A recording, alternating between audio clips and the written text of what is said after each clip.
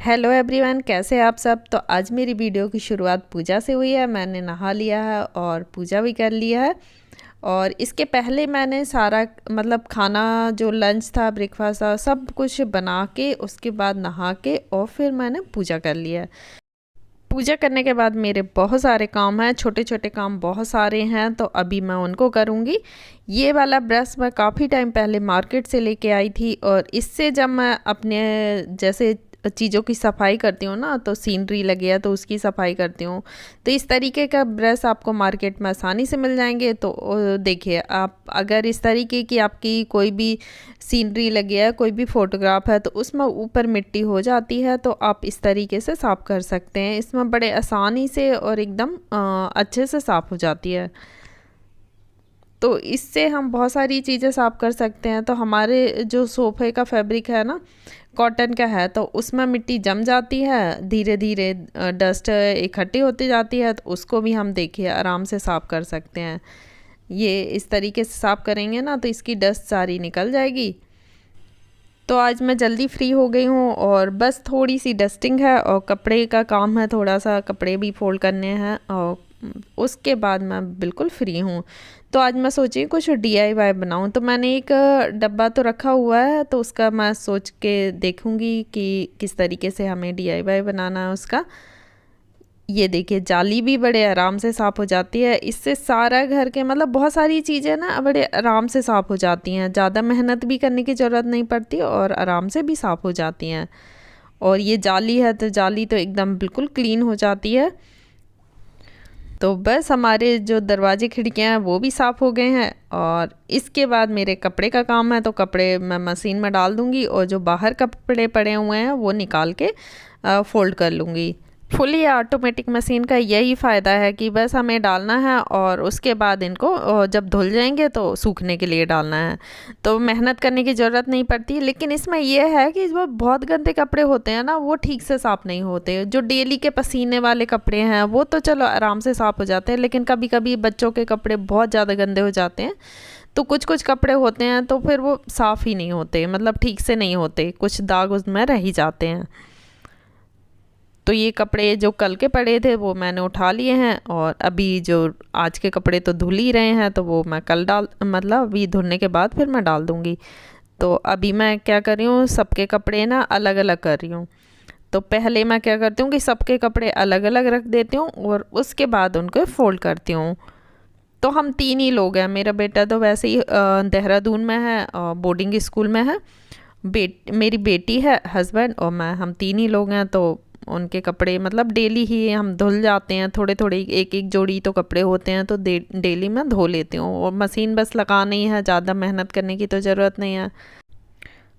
तो सबके कपड़े फोल्ड भी हो गए हैं, अब अपनी अपनी जगह पे रख देती हूँ। और इसके बाद ये वाला रूम का ना डस्टिंग रह गई थी मेरी, तो इस रूम में बस डस्टिंग ही करना है, और बाकी सारा काम मेरा हो गया है।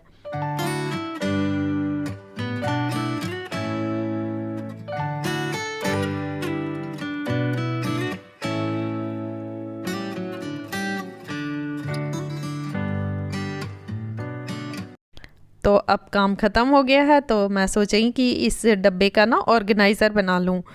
तो हमें पैसे खर्च करने की भी ज़रूरत नहीं है, फ्री कॉस्ट में ही हमारा ऑर्गेनाइज़र बन के तैयार हो जाएगा। तो इस तरीके के डब्बे जब हम ऑनलाइन ऑर्डर करते हैं ना, तो कोई भी साइज़ में, छोटा बड़ा साइज़ मतलब आते ही हैं, हमेशा डब्बे आ ही जाते हैं। और इनको हम क्या करते हैं कि फेंक देते हैं, जब इनका सामान निकाल के और फिर इन डब्बों को फेंक देते हैं, क्योंकि ये फिर यूज़ ही नहीं होते। तो इसका मैंने ऑर्गेनाइज़र बनाया, बहुत सुंदर बनेगा ये ऑर्गेनाइज़र। पहले तो कभी नहीं बनाया है, पर मैंने इसका देखा था ऑर्गेनाइज़र, बहुत सुंदर ऑर्गेनाइज़र है। तो इसके 2 ऑर्गेनाइज़र बनेंगे। जैसे हम छोटी छोटी बास्केट लेके आते हैं ना, उस तरीके के 2 ऑर्गेनाइज़र बन जाएंगे। तो ये हम कट कर लेंगे बीच में से, जहाँ से इसमें टेप लगी है ना, मैंने अभी आपको दिखाया था, तो वहाँ से हमें कट करना है। तो ये 2 पार्ट हो जाएंगे, और इनको हमें इस तरीके से चिपका लेना है। तो इनको फोल्ड करके और चिपका लेंगे। तो चिपकाने के बाद हम इसको डेकोरेट करेंगे, जिससे कि ये सुंदर लगने लगे। अब ये तो ऐसे लग ही रहा है कि जो कॉटन के डब्बे आते हैं, जो हम कुछ सामान मंगाते हैं, उसका बना हुआ है, लेकिन आप इसको डेकोरेट कर लोगे ना, तो ये बहुत सुंदर लगेगा। जो मार्केट से लेके आते हैं फालतू पैसे हम खर्च करते हैं, तो उससे अच्छा हम इस तरीके के ऑर्गेनाइज़र हम बना सकते हैं।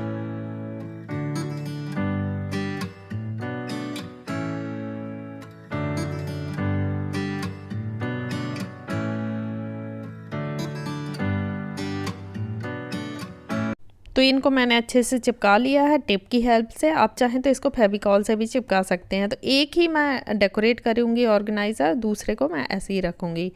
इसको हम वाइट पेपर से कवर कर लेंगे, ऊपर से अंदर की साइड से भी और बाहर की साइड से भी। तो फेविकॉल की हेल्प से आप इसको चिपका लें पेपर को। तो फ्रेंड्स, ये छोटे छोटे ऑर्गेनाइज़र होते हैं ना, ये हमारे बहुत काम आते हैं। और इससे अच्छा जैसे हम मार्केट से लेके आते हैं ना, इससे अच्छा आप घर में ही बना के और इनको सामान रख सकते हैं, जिससे आपके मतलब अच्छे से डेकोरेट कर लें तो ये देखने में भी बहुत सुंदर लगते हैं। देखिए, ये मैंने पूरा वाइट पेपर चिपका लिया है दोनों साइड, अंदर की साइड भी। और इसको मैं स्प्रे कलर से स्प्रे कर दूंगी। तो आप चाहें ये तो जो पेंट कलर आते हैं ना, उनसे भी आप पेंट कर सकते हैं, या फिर आप ऐसे ही वाइट भी रख सकते हैं और इसको किसी चीज़ से और डेकोरेट कर दें। तो मैं इसको मतलब स्प्रे कलर से कलर कर दूंगी। तो स्प्रे कलर मेरे पास रखा हुआ था, तो मैंने सोचा चल इसी से इसको डेकोरेट कर लेती हूँ।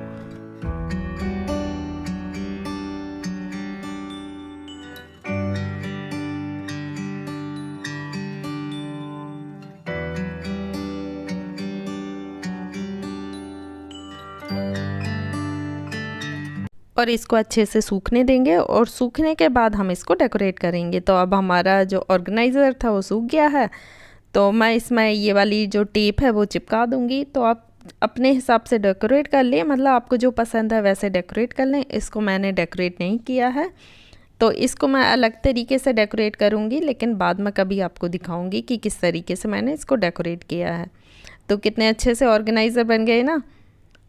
तो इसमें आप ड्रेसिंग टेबल का सामान रख सकते हैं, लिपस्टिक रख सकते हैं। आप ये बास्केट दिख रहे हो ना, तो ये इस तरीके के हम ऑर्गेनाइज़र लेके आते हैं, इतने महंगे महंगे लेके आते हैं। तो आप ऐसे ही घर में बना लें, और इतने सुंदर सुंदर।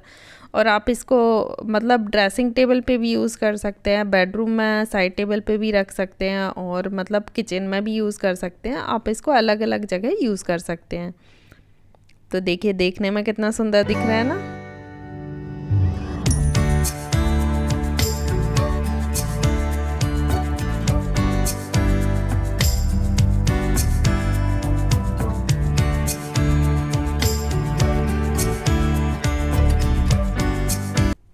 तो इसको हम साइड टेबल पे भी रख सकते हैं। जो साइड टेबल पे कुछ टैबलेट्स होती हैं या जो भी सामान रखा होता है, आप उसको एक ही जगह रख के और इसको अच्छे से साइड में रख दें।